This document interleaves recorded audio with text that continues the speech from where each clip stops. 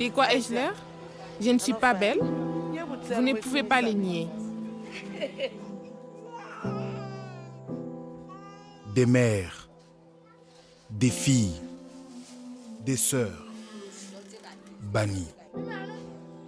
Allons à la rencontre de Lady P et des travailleuses du sexe de Makeni, en Sierra Leone.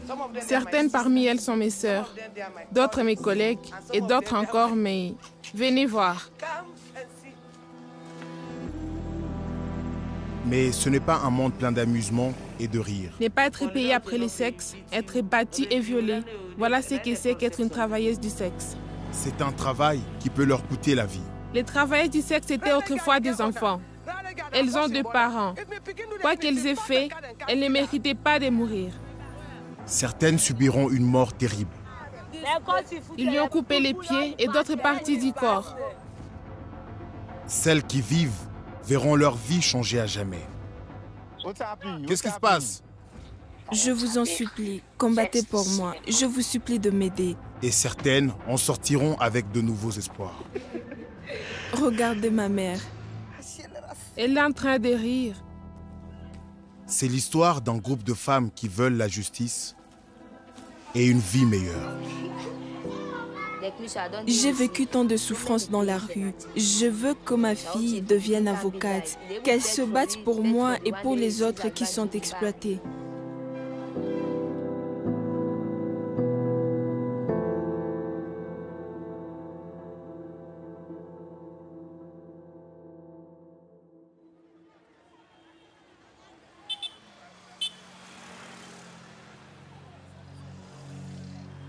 Avril 2020. Le coronavirus arrive à Makeni, l'une des plus grandes villes de Sierra Leone. Peu de personnes aident ceux qui tombent gravement malades dans la rue de peur d'attraper la Covid. On les laisse mourir. Les cicatrices causées par l'épidémie d'Ebola il y a 6 ans sont trop profondes. Nous avons vu ce que cette maladie peut faire, même dans les pays les plus avancés au monde. Nous prions pour que ceux qui en sont victimes ne meurent pas. Je m'appelle Tyson Conté. Je suis un réalisateur de films sierra-léonais. Allons voir ce qui se passe. Filmez ça. Makeni, c'est ma ville natale. On peut sentir la panique de la pandémie dans l'air.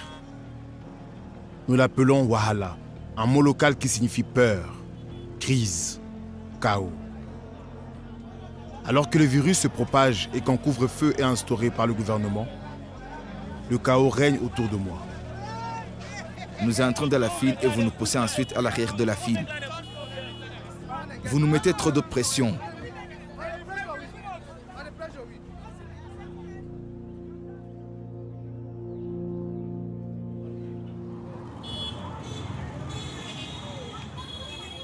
Bien avant la Covid-19, beaucoup de personnes dans cette ville luttaient pour survivre.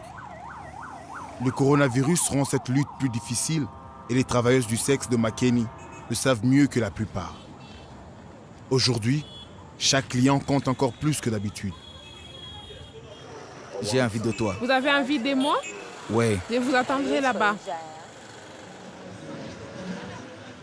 Même si leur travail est légal, les travailleuses du sexe ne reçoivent pas d'argent du gouvernement pour atténuer l'impact du coronavirus, contrairement à beaucoup d'autres.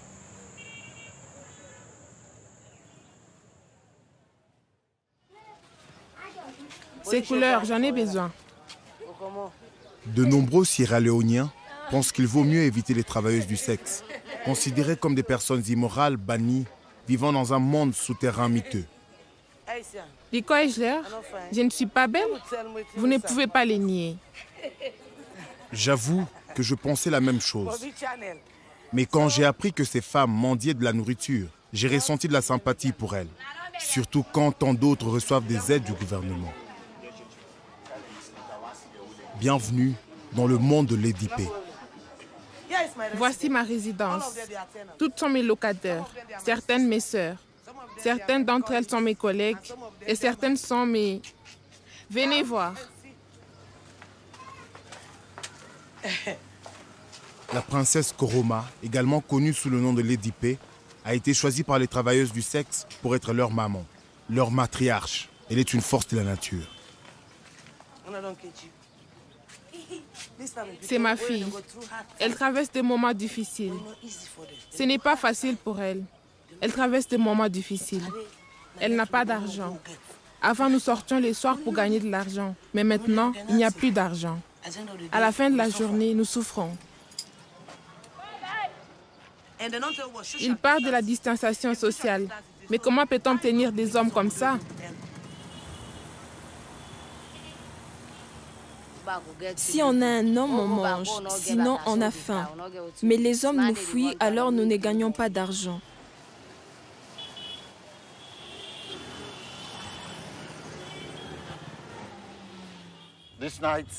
Ce soir, je vais voir des travailleuses du sexe sortir travailler. Nous allons les suivre dans la rue et voir où elles travaillent. Il y a plus d'1 millier de travailleuses du sexe à Makeni. Elles travaillent généralement tard dans la nuit et se battent pour survivre. Le couvre-feu du coronavirus signifie maintenant qu'elles doivent être rentrées à 23 h, ce qui réduit leurs revenus.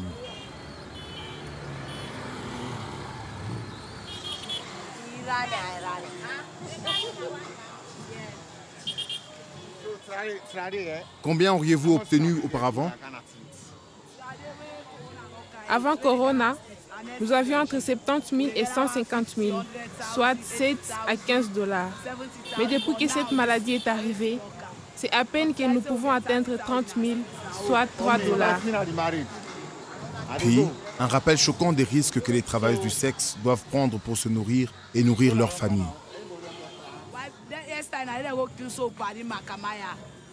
Hier, ils ont amené une fille près des Makama et l'ont découpée pour que nous ayons peur d'aller avec les hommes. Cette jeune fille ici. Une photo de la femme assassinée fait le tour des réseaux sociaux parmi les travailleuses du sexe. C'était donc une travailleuse du sexe? Oui, c'était une travailleuse du sexe. Des photos aussi de son corps mutilé. Vous la connaissiez? Oui. Était-elle à Makeni? Ils lui ont coupé les pieds et lui ont enlevé les parties génitales.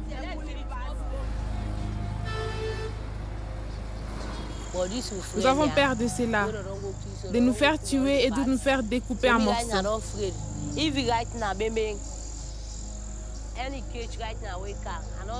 J'ai peur. Si j'ai un client maintenant, je n'irai pas loin. S'il me demande d'aller loin, je n'irai pas. J'ai peur. J'ai peur des hommes.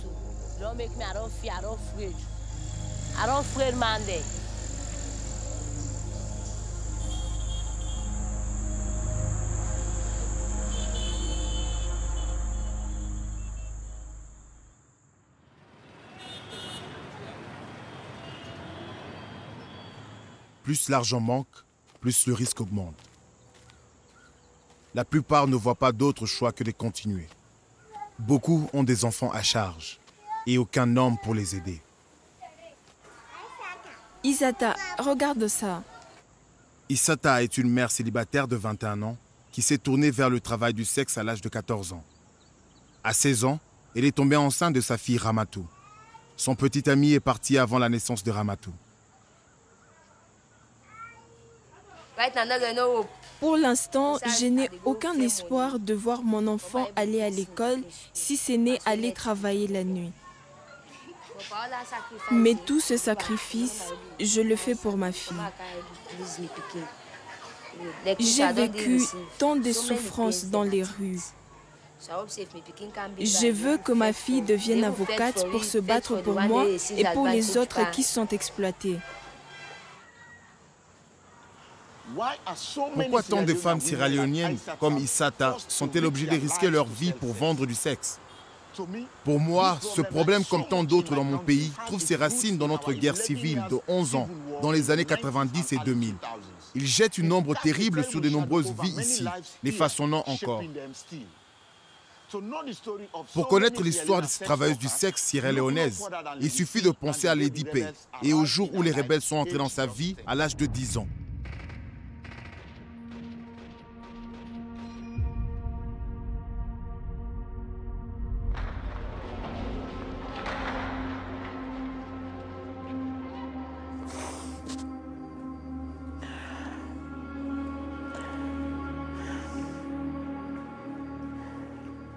Quand ma grand-mère, ma tante et moi avions fui les rebelles, nous nous sommes cachés dans les plafonds. Mon oncle a dit à ma grand-mère que puisque nous n'avons pas mangé depuis 3 jours, il devrait aller chercher la nourriture. Ils sont partis, mais ils les ont attrapés et ramenés. J'étais dans les plafonds. Ils ont tué ma tante et ma grand-mère. Ils les ont décapités. Je ne vais pas parler de ça. C'est ma grand-mère qui m'a élevée.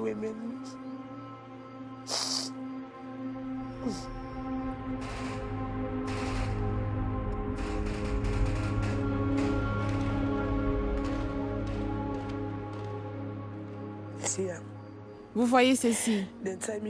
Ils m'ont entaché pour me tuer pendant la guerre. Vous voyez? Ils ont mis la corde autour de moi. Cette marque vient d'un pistolet. C'est là que les rebelles m'ont tiré dessus quand je courais.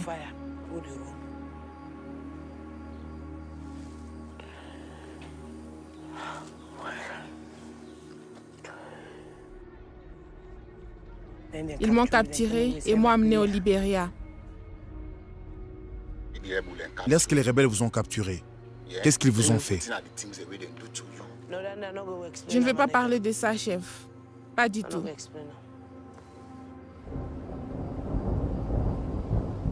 Lady P est finalement retournée en Sierra Leone en 2002 pour trouver le pays dévasté.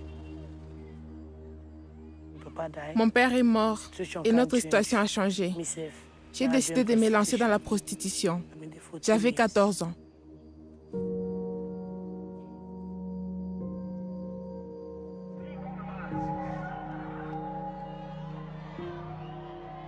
La tragédie de la vie de Lady P ne s'arrêtera pas là. En 2014, alors qu'elle était mariée et avait déjà des enfants, l'épidémie mortelle d'Ebola a dévasté sa famille. À l'époque, nous avions 3 enfants. Un avait été adopté et 2 étaient le mien. Nous avons tous été infectés. Ma belle-mère est morte, mon mari est mort, mes 2 enfants sont morts. Ils sont tous morts. En tout, 20 membres de la famille de Lady P sont morts. Mais elle ne laisse pas ce passé tragique l'arrêter.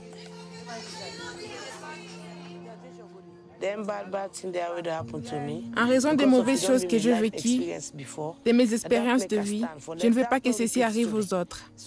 C'est pourquoi je reste ferme. Je me bats avec acharnement. Je me bats jusqu'au bout de ma dernière goutte de sang pour que les travailleurs du sexe connaissent leurs droits et en jugent quoi qu'il arrive.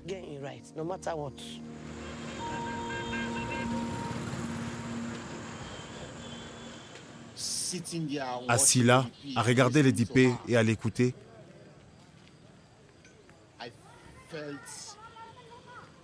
j'ai eu l'impression qu'il y avait un grand fossé entre elle et le reste du monde et qu'elle était l'une des personnes les plus fortes que j'ai jamais connues.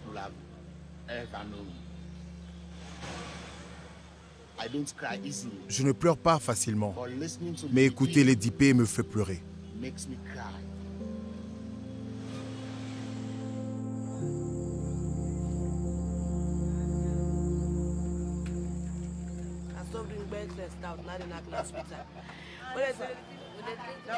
Au fil des semaines, le bilan des décès dus au coronavirus n'est pas aussi mauvais qu'on pourrait craindre. Fin mai, il n'y avait eu que 46 décès officiels. Mais le couvre-feu nocturne et le verrouillage des quartiers se poursuivaient et la vie des travailleuses du sexe est de plus en plus précaire. Il y a eu un autre meurtre horrible. Et cette fois, c'est plus près de chez nous. Que s'est-il passé? Des hommes lui ont enfoncé un bâton dans le cou et lui ont poignardé.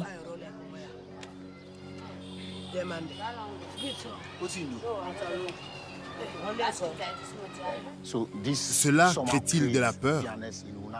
Oui, tellement. Gina Weller faisait partie de ce groupe. Elle avait seulement 19 ans quand elle a été tuée. Cela aurait pu être n'importe laquelle d'entre elles. Quelques semaines auparavant, Gina avait enfreint les règles de verrouillage du district en se rendant de l'enceinte de Lady P à Waterloo, près de la capitale Freetown, à la recherche de clients. Son corps mutilé a été jetée dans un marais. Qu'a fait la police pour trouver les tueurs? Je ne les ai pas vus faire quoi que ce soit. Pas d'enquête, rien.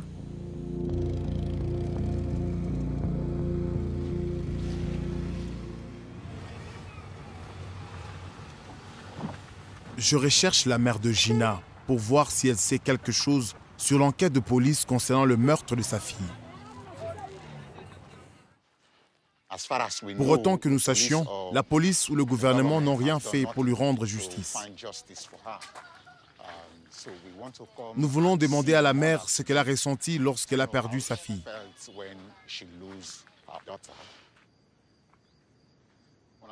Bonjour. C'est douloureux pour Aïcha, qui est la mère de Gina.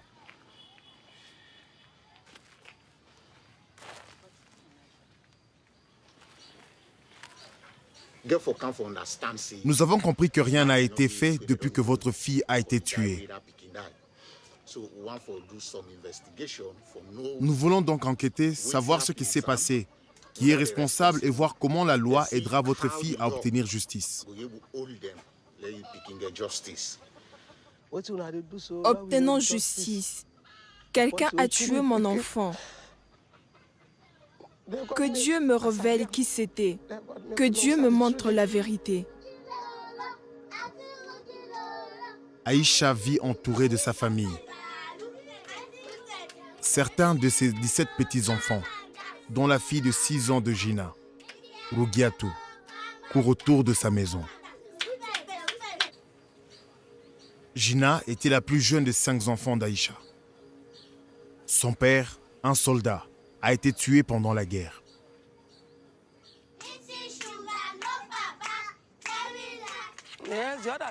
Un jour, elle m'a dit, « Maman, si Dieu me donne une longue vie et la santé, je serai quelqu'un. » Elle m'a dit, « Je t'aiderai. » J'ai l'impression que ses amis l'ont poussée.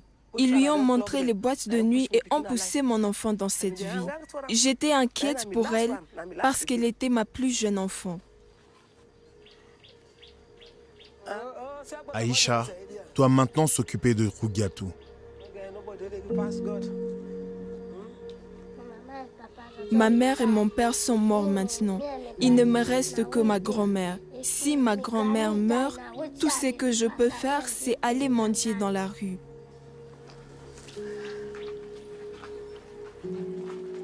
La famille n'a pas de photos de Gina. Tout ce que Rugiatou peut faire, c'est dessiner de mémoire des photos de sa mère.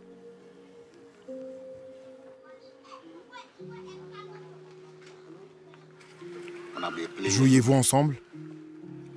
À quoi avez-vous joué?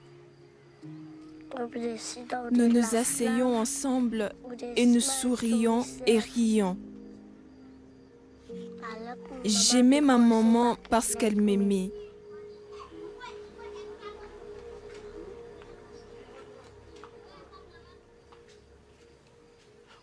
Si vous dites que vous allez vous battre pour moi, quoi que vous fassiez, je suis derrière vous. Lady P m'appelle pour me dire qu'Issata a été attaqué.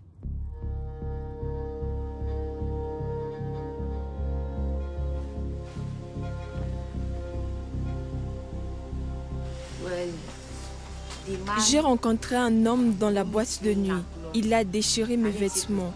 Il a pris 20 000, soit 20 $, de mon soutien-gorge. J'essayais de me battre pour m'en sortir. Il m'a frappé à l'arrière de la tête avec son arme. Il voulait me tuer. Le matin, nous sommes allés au poste de police parce que c'est là que l'homme travaille.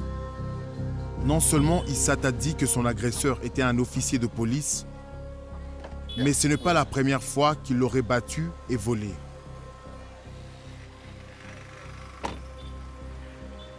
J'emmène Issata à l'hôpital pour des soins. Les médecins rédigent un rapport médical officiel qu'Issata utilisera pour porter plainte contre l'agent.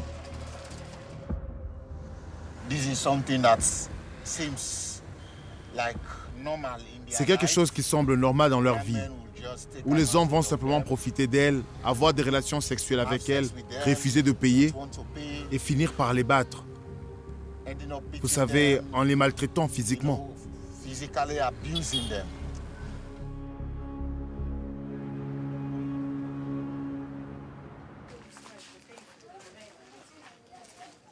Une semaine plus tard, Issata n'est pas en forme.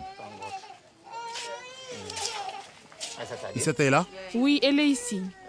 Est-ce qu'elle va bien? Elle ne va pas bien depuis que les policiers l'ont battue au club.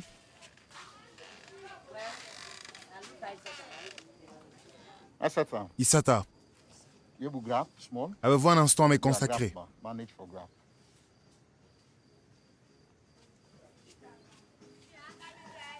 Alors, comment vous sentez-vous?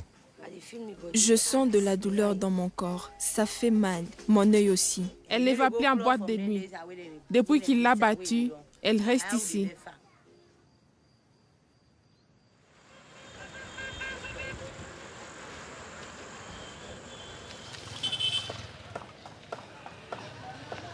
Cela fait 2 semaines qu'Issata a dit qu'un policier l'a agressée. Est-ce qu'elle continue à suivre cette affaire?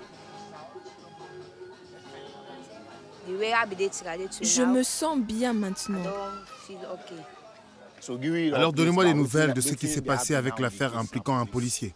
Ce matin, je suis allée au poste et ses collègues m'ont dit qu'ils régleraient ça en me donnant un mois de salaire comme compensation. Alors qu'allez-vous faire?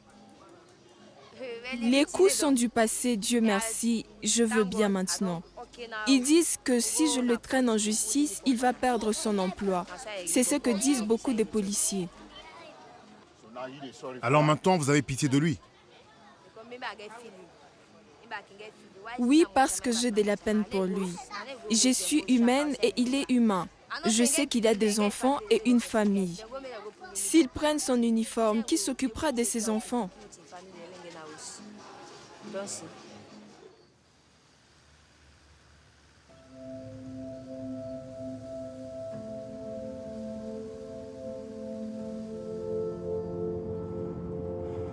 Sans nouvelles de la police depuis que Gina a été tuée, sa mère Aïcha a besoin de réponses.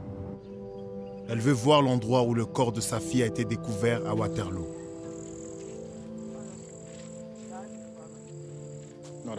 C'est là-bas.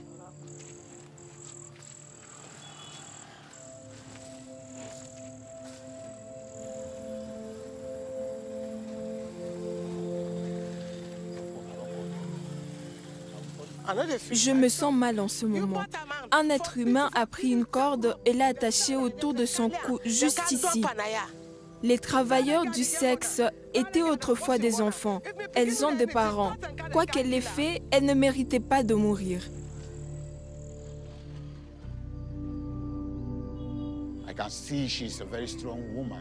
Je vois que c'est une femme très forte. Elle ne pleure pas facilement, mais on sent qu'elle souffre.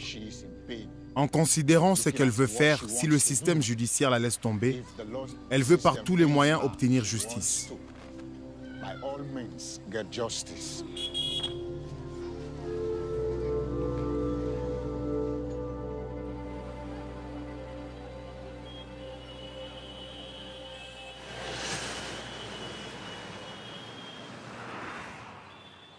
La police de Waterloo est chargée d'enquêter sur le meurtre de Gina. Aïcha et moi discutons avec les enquêteurs. 4 mois après que Gina a été tuée, nous apprenons qu'il y a eu peu de progrès et que son corps est toujours à la morgue. L'explication de la police semble étrange. Nous revenons du poste de police de Waterloo. L'officier de police judiciaire qui s'occupait du cas de Gina nous a dit que la police n'avait pas ouvert d'enquête parce qu'elle n'avait pas trouvé les membres de la famille de Gina qui étaient censés aller à la morgue et payer l'autopsie. Et que tant que cela ne sera pas fait et que la cause du décès ne sera pas déterminée, la police n'ouvrira pas d'enquête.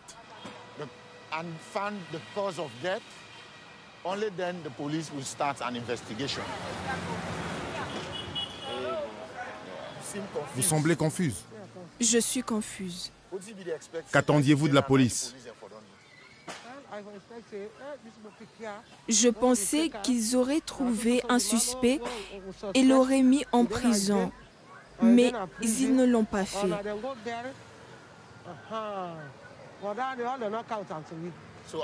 Alors, en ce moment, qu'avez-vous décidé? J'ai décidé de tout oublier et de rentrer chez moi. La police a dit que c'est une négligence. Vous avez négligé le corps de votre fille. À la place de Mamie Aïcha, une pauvre femme qui ne sait rien de la loi, vous auriez eu peur. Vous auriez pensé, peut-être que la police peut s'attaquer à moi. Elle préfère rester à l'écart et laisser les choses telles qu'elles sont, car elle sait qu'elle ne peut rien faire pour amener sa fille.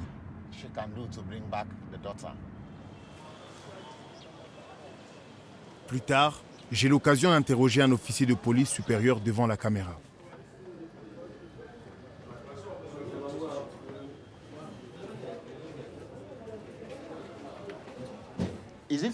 Est-il juste que les familles paient pour l'autopsie? Est-ce vraiment le cas? Je ne sais pas ce que dit la loi. Si la loi dit qu'ils doivent payer, ils paieront. Si la loi dit qu'ils ne sont pas censés payer, s'ils paient, alors c'est injuste. Mais je ne sais pas ce que dit la loi. Quelle garantie pouvez-vous donner à la mère que justice sera faite? Il y aura une enquête équitable de la part de la police. Et croyez-moi, si nous sommes en mesure d'obtenir les preuves et les faits que nous recherchons et de mettre la main sur celui qui a fait ça, faites confiance à la police pour que nous poursuivions cet individu en justice. Et je suis sûr que quand une affaire est portée, quand cette affaire sera portée devant les tribunaux, nous pourrons obtenir justice pour la mère. De retour à Makeni, j'apprends qu'Issata a décidé, avec le soutien de Lady P, de poursuivre en justice le policier qu'elle accusait de l'avoir agressé. Mais il y a un problème. Un gros problème.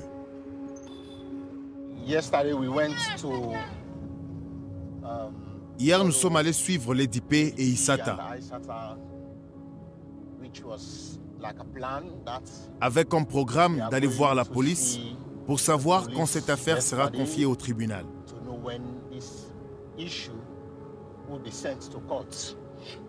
Malheureusement, quand nous sommes arrivés, Issata a été introuvable. Issata a disparu depuis 24 heures. Elle n'est même pas revenue s'occuper de sa fille.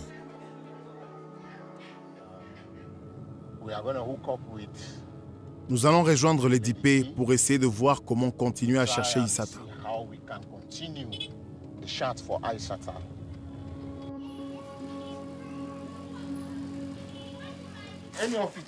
Y avait-il quelqu'un d'autre avec elle? Non, elle était seule. Quand on travaille, il faut parfois y aller seul. Avez-vous vu Issata? Issata n'est pas là. Je ne l'ai pas vue depuis des jours maintenant. Je ne sais pas où elle est allée.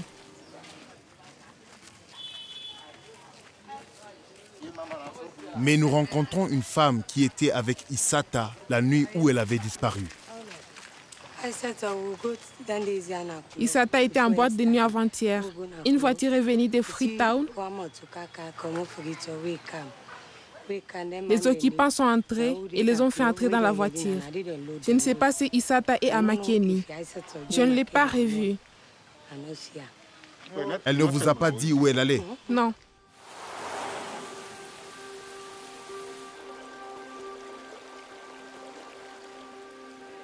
Les jours passent et aucun signe d'Issata. Aucune piste.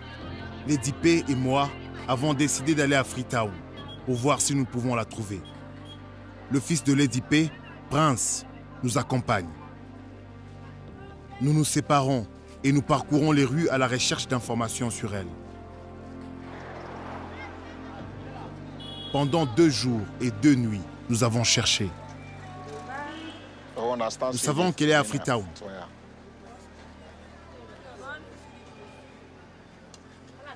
Je ne la connais pas. Puis nous rendons visite à une amie de Lady P appelée Mama Juice. Une de ses filles est très branchée. Elle a peut-être vu quelque chose. Bonjour. Bonjour, je suis venue à Freetown pour chercher cette femme. Elle s'appelle Issata. Je ne connais pas ses noms, mais décrivez-la moi. D'accord, la fille dont je parle est petite, la peau claire, les cheveux courts, les cheveux teintés. Oh, cette femme! Ouais, c'est celle qui résistait. À cause de sa résistance, les gars l'ont amenée avec les autres dans la nuit. Quoi? Ils sont déjà partis? Oui. Ok, bye, je t'aime, à plus tard. A-t-elle dit quelque chose sur les hommes qui les ont amenés? Ils ont dit qu'ils ne connaissent pas les hommes. Elle vient de dire que ces hommes ont monté un coup pour amener les femmes à Banjul.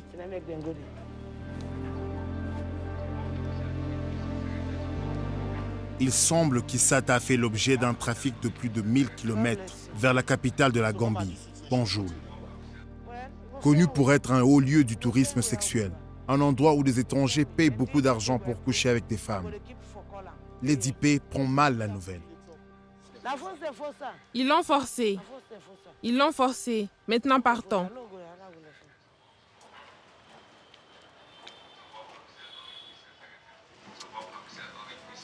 Maman est perturbée par ce qu'elle vient d'entendre et ne veut pas me parler maintenant. Elle sait maintenant que sa fille a été forcée de quitter Makeni, comme un enlèvement.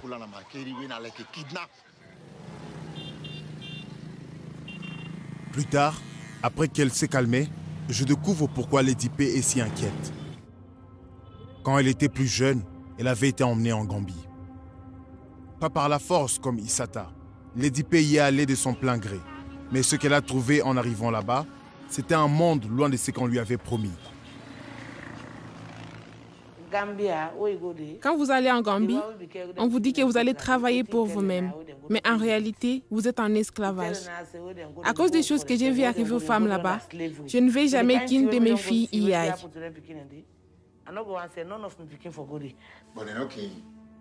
Est-il vrai qu'elle pourrait être battue ou violée? C'est léger dans lequel nous sommes. Je n'ai pas besoin d'expliquer cela, c'est évident. Ne pas être payé après le sexe, être battue et violée, voilà ce que c'est qu'être une travailleuse du sexe.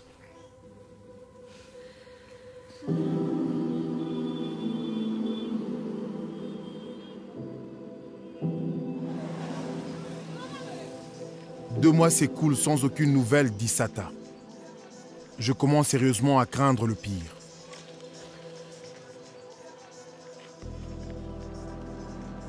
Et puis soudain, Issata donne signe de vie.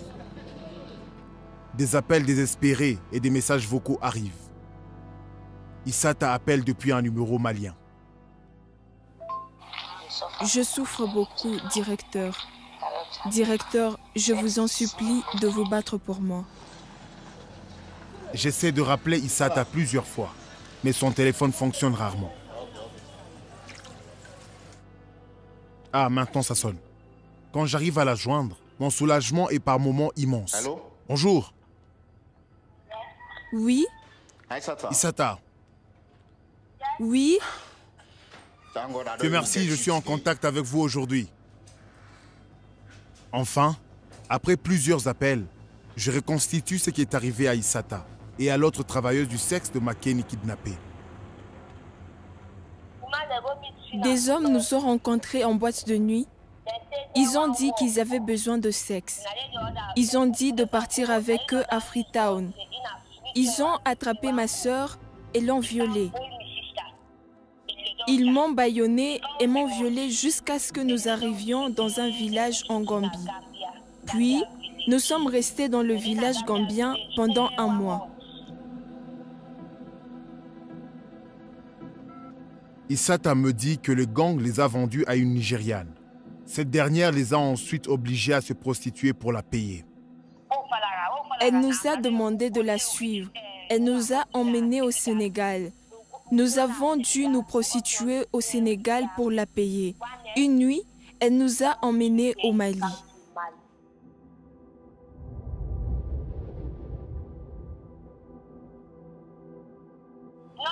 Elle nous a abandonnés ici. Il n'y a que ma sœur et moi dans le village. Juste vous et votre sœur? Oui. Quel est son nom? Ike. Issata m'envoie des photos d'elle et d'Ika dans un village du Mali, qui, dit-elle, a été construit autour d'une mine d'or. Mais ce n'est pas un endroit sûr. Issata dit qu'elle et Ika sont régulièrement violés par des mineurs. Si vous refusez, que font-ils? Nous acceptons afin de ne pas perdre la vie. La façon dont ils nous abordent, c'est comme s'ils voulaient nous tuer, à moins que nous n'acceptions.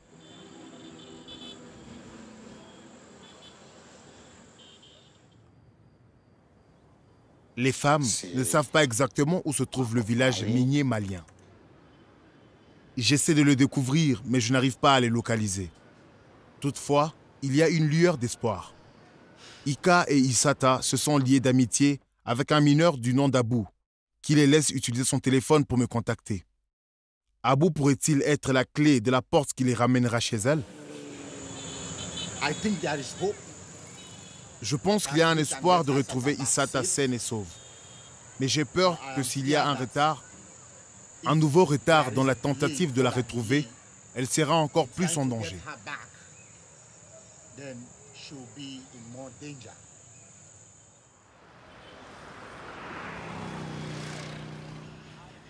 Lorsque Issata a disparu, sa mère, Poche, une marchande, est intervenue pour s'occuper à plein temps de la fille d'Issata.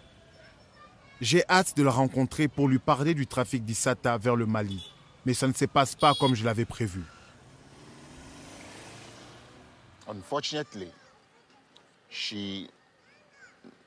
Malheureusement, elle a failli, vous savez, m'attaquer.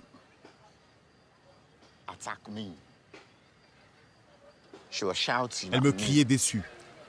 Elle a honte de la vie que vit sa fille. Elle m'a dit qu'elle a tellement essayé d'éviter que Issata devienne travailleuse du sexe et que ses efforts ont été si vains que cela la met en colère. Si la mère biologique peut renoncer à sa fille, la première fille, le premier enfant, cela montre qu'il est facile de renoncer aux travailleurs du sexe dans la société, de ne pas s'occuper d'eux, de ne pas leur apporter le soutien dont ils ont besoin.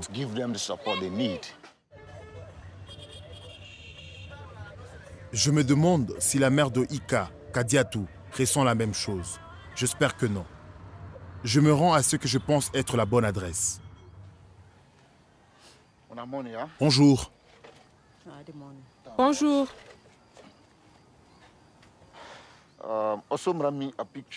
Je vais vous montrer une photo.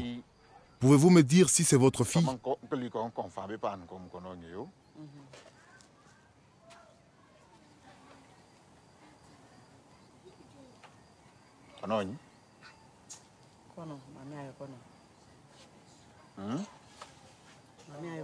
Oui, c'est Mamie Iye.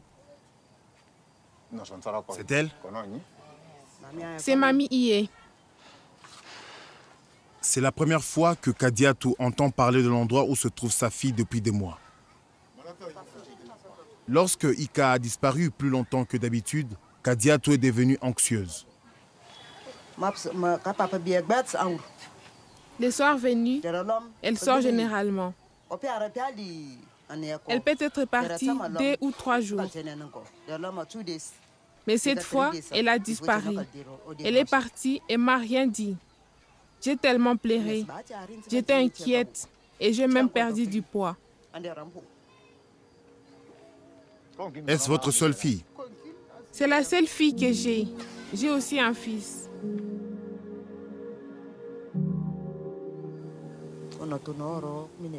J'ai continué à prier Dieu pour que je la revoie vivante.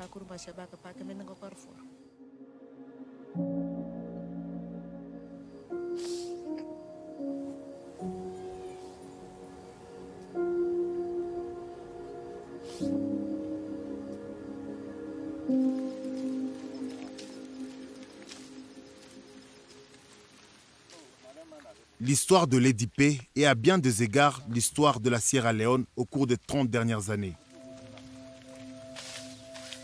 Malgré tant de souffrances, elle fait preuve d'une grande force et d'un grand courage.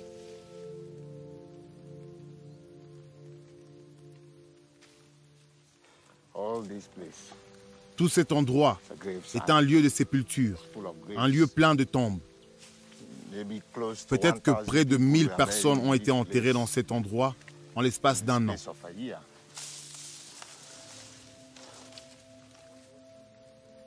Parmi les tombes se trouvent celles des plus proches parents de Lady P.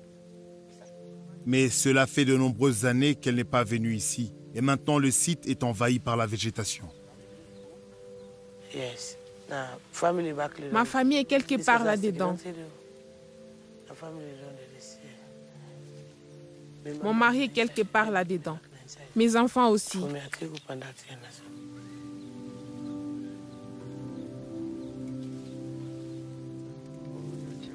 Je ne veux pas qu'il y ait d'autres morts dans la vie de Lady P. Je ne veux pas qu'Issata ou Ika meurent. Alors que nous quittons le cimetière, je remarque un appel manqué d'Issata. Je la rappelle. Ça sonne. Qu'est-ce qui se passe? Messieurs, l'endroit où nous avons l'habitude de dormir, nous n'avons pas pu y dormir hier. L'endroit a été vandalisé et toutes nos affaires ont été dispersées. Je jure devant Dieu, au moment où je vous parle, nous sommes chez Abou, le garçon dont nous vous avons parlé, avec toutes nos affaires. Issata. Ika. Aïké, bonjour. Oui, C'est Maman P. Nous faisons tout pour te sortir de là, d'accord? Maman P, je jure devant Dieu que ce n'est pas facile pour nous. Aujourd'hui, ils sont venus et nous ont violés. Je le jure devant Dieu et au nom du seul enfant que j'ai.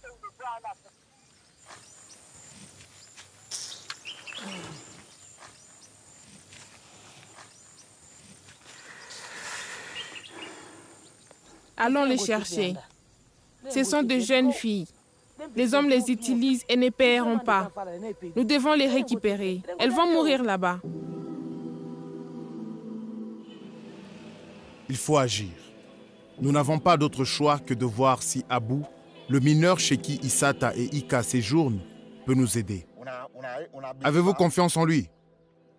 Oui, nous lui faisons confiance. Si nous l'appelons et qu'il nous dit où vous êtes, nous serons en mesure de vous récupérer. Je contacte un journaliste malien, Mamadou Tapili, pour parler à Abou et retrouver Issata et Ika. Si nous pouvons les localiser, l'Organisation internationale pour les migrations, OMI, ou les Nations unies qui assistent les victimes de la traite, sont d'accord pour aider Issata et Ika à rentrer chez elles. Tapili prend contact avec Abou. Enfin, nous savons où se trouve le village minier, à 1 heure de route de la ville de Kenyeba. Donc nous allons à Kenyeba. Oui, à Kenyeba.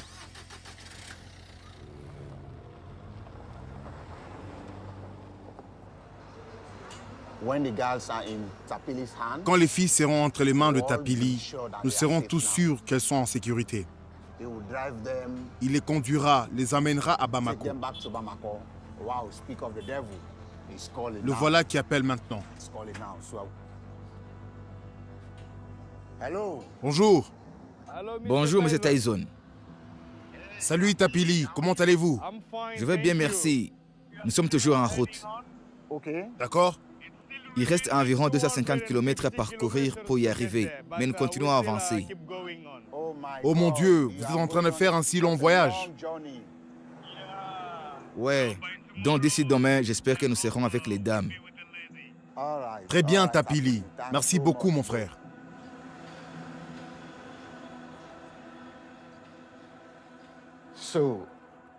Alors c'est aujourd'hui.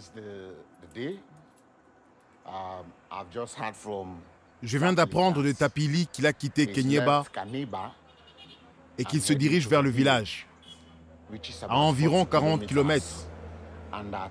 Et il espère y être dans 1 heure.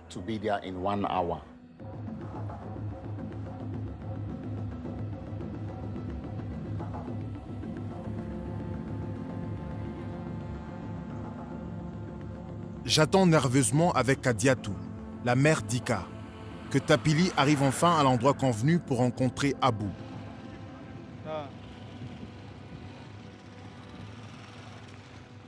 À bout. Ouais. Les filles sont par là. Ok.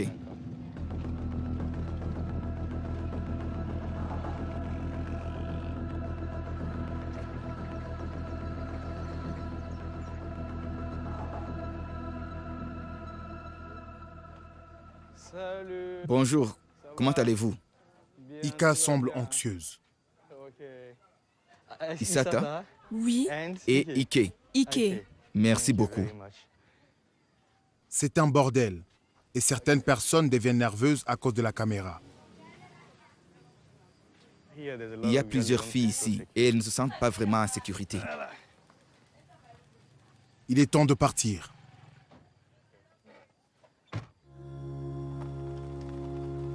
Après 3 mois, les femmes sont enfin en sécurité et en route pour une prise en charge par l'OIM à Bamako, la capitale du Mali. Un pas de plus vers le retour à la maison.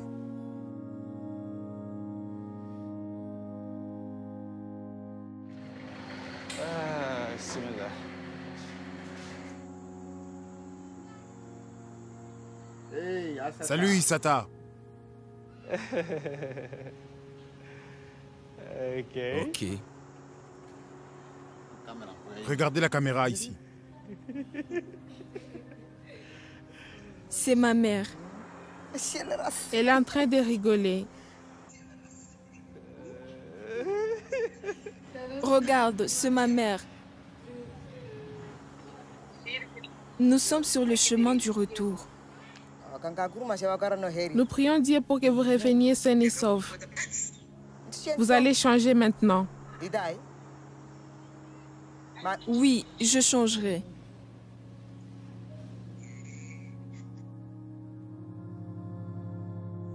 Le bonheur que j'ai aujourd'hui,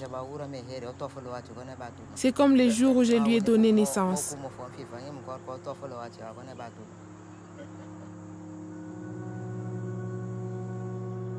Le lien éternel entre une mère et sa fille. Même dans la mort, cela ne peut être brisé. 8 mois après la mort de Gina, sa mère Aïcha est toujours en deuil. Elle espère toujours que justice sera faite et que l'assassin de sa fille sera arrêté. Mais le dossier ne connaît aucun développement. Gina a été enterrée en janvier. Elle peut enfin reposer en paix au lieu de rester dans une morgue. Mais quelle vie attend les autres travailleuses du sexe?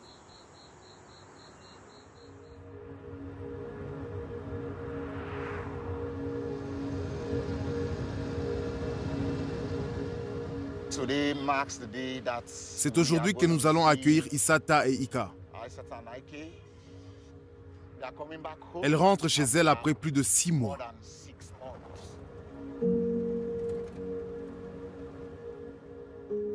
Leur mère voyage avec nous. Il y a quelques mois, Poche, la mère d'Isata, m'a dit qu'elle avait renoncé à sa fille. Mais aujourd'hui, elle a décidé de faire le voyage. Lady P vient également pour accueillir ses sœurs à la maison.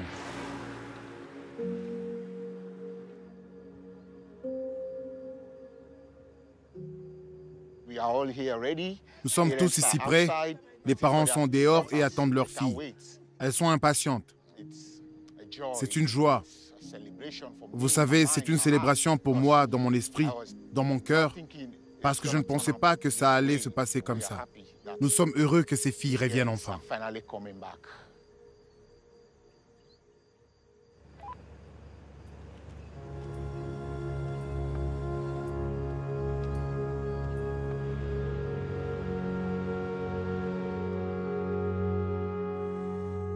Isata et Ika ont passé 3 mois au Mali avec l'OIM qui a vérifié leur récit de kidnapping et de trafic.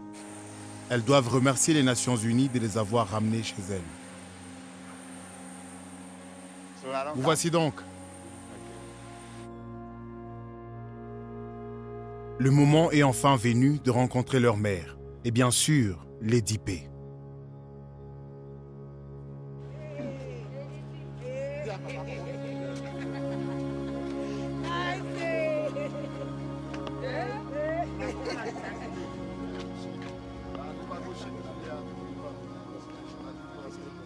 Mes enfants sont auprès de moi aujourd'hui. Vous êtes donc heureuse? Plus qu'heureuse. Les mots ne sont pas assez.